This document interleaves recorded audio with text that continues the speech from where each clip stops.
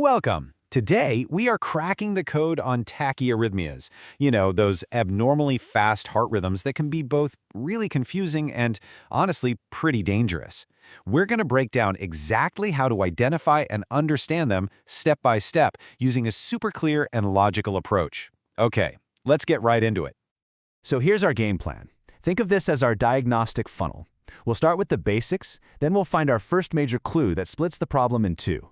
From there, we'll decode each pathway and wrap it all up with the all-important emergency response plan. All right, let's start at square one. What are we actually talking about when we say tachyarrhythmia, and why is it so critical to get this right? Just for a second, picture the heart's electrical system. It's this incredibly intricate network, a true marvel of creation, firing with perfect precision. But what happens when that system short circuits and just goes into overdrive? What does that actually do to the body? That's the real question we need to answer. And here is our core definition. See, a tachyarrhythmia isn't just a fast heartbeat, it's an abnormally fast rhythm. The key word there is abnormally, because that excessive speed gets in the way of the heart's most vital job, pumping blood out to the rest of the body, and that's where the danger really starts. What's really fascinating here is how this creates a dangerous domino effect. It all kicks off with this first problem. When the heart beats way too fast, its main pumping chambers, the ventricles, don't have enough time to fill up with blood between beats. That means less blood gets pumped out, which then leads to poor blood flow to the heart muscle itself. All of this causes a drop in your total cardiac output, and ultimately, it can starve the body's tissues of oxygen. Okay, so you're looking at a monitor, you see a rapid rhythm. How in the world do you start to figure out what's happening?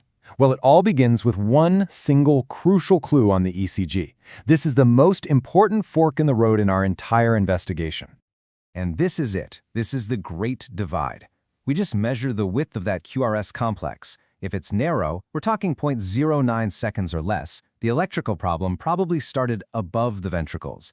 But if it's wide, the problem is almost always in the ventricles themselves. It's amazing, really. One simple measurement points us exactly where we need to look next. So let's follow that first path. We've got a narrow QRS, which tells us the rhythm is supraventricular.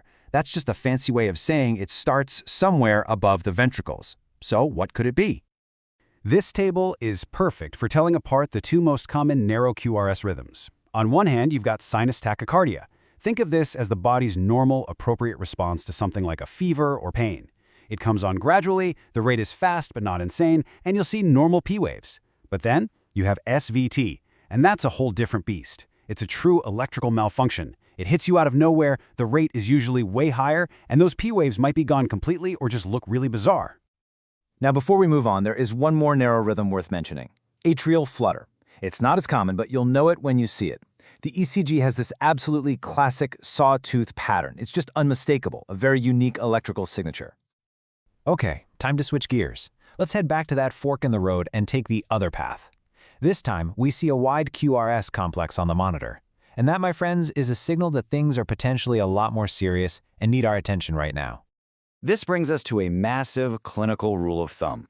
When you see a wide QRS rhythm, especially in kids, the safest and smartest thing to do is assume it's the most dangerous possibility, ventricular tachycardia, until you can prove it's not. It's a safety-first mindset that can save a life.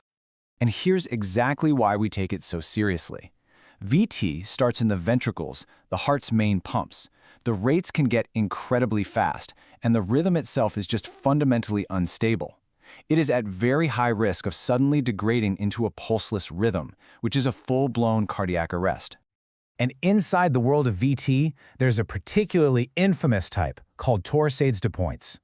The name actually means twisting of the points, and that's exactly what it looks like on an ECG.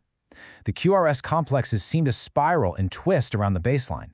It is a terrifying, life-threatening rhythm that needs to be recognized instantly. Okay, so we've learned how to spot these different rhythms. Now for the most important part. What do we actually do? This is where our detective work turns into action, and it all starts with a calm, systematic plan. No matter what rhythm you see, the first response is always the same.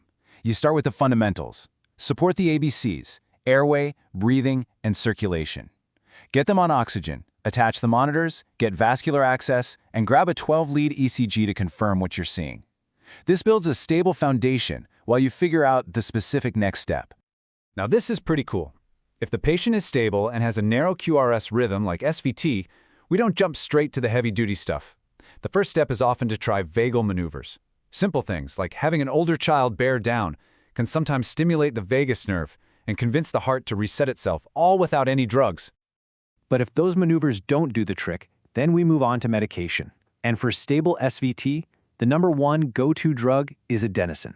It is incredibly good at breaking that abnormal electrical circuit that causes the problem in the first place. But here's the wild thing about adenosine. Its half-life is less than 10 seconds. I mean, think about that. It works, and then it's gone, almost instantly. That's why you have to push it into the IV super fast and then immediately follow it with a saline flush. You're basically racing to get the drug to the heart before the body clears it. It's fascinating. However, if the patient is unstable, their blood pressure is tanking, they're not acting right, we don't have time for anything else. We have to escalate and fast. The definitive treatment is an electrical one, synchronized cardioversion. It's a controlled shock, timed perfectly to the heartbeat, designed to jolt the whole system back to a normal rhythm. So, as we've seen, a fast heartbeat isn't just a fast heartbeat. Some are the body's normal response, while others are a sign of a life-threatening electrical failure. Being able to quickly read the clues on that ECG, starting with something as simple as the QRS duration, is what makes all the difference. The answer, truly, is always in the details.